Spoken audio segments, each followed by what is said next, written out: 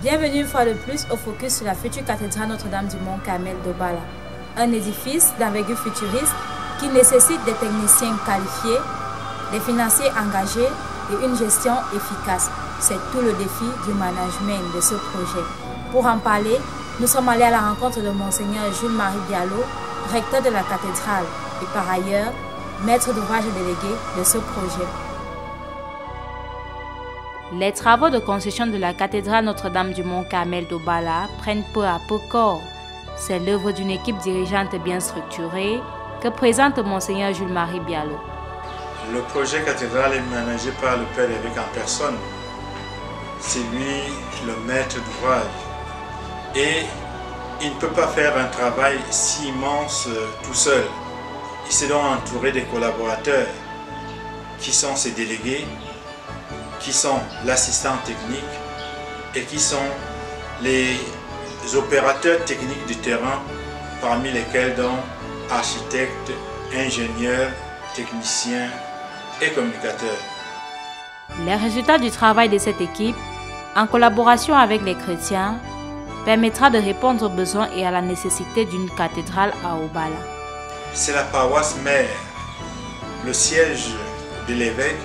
Et sur le plan de la forme, même quand l'évêque n'est pas là, il y a sa cathèdre, il y a son siège qui représente son autorité et le service pour lequel il a été envoyé dans l'église.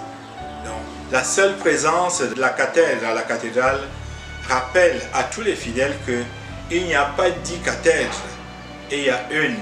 Cela veut dire que la cathédrale, ce n'est pas la paroisse des seuls fidèles d'Obala.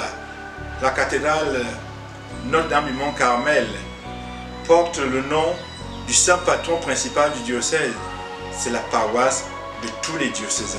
Comme paroisse de tous les diocésains, chaque fidèle est donc concerné pour apporter sa participation financière, matérielle et même spirituelle, le temps que dureront les travaux. Quand on parle de collecte de fonds, cela ne saurait concerner une poignée de personnes, mais davantage tous les fidèles et amis du diocèse.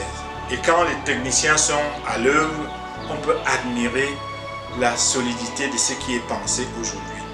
Vivement que toutes les familles et tous les fils de ce diocèse inscrivent leur nom dans la contribution de ce projet et chacun peut suivre à son niveau l'évolution de ce précieux chantier.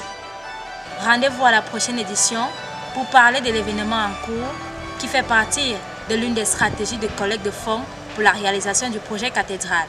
Merci.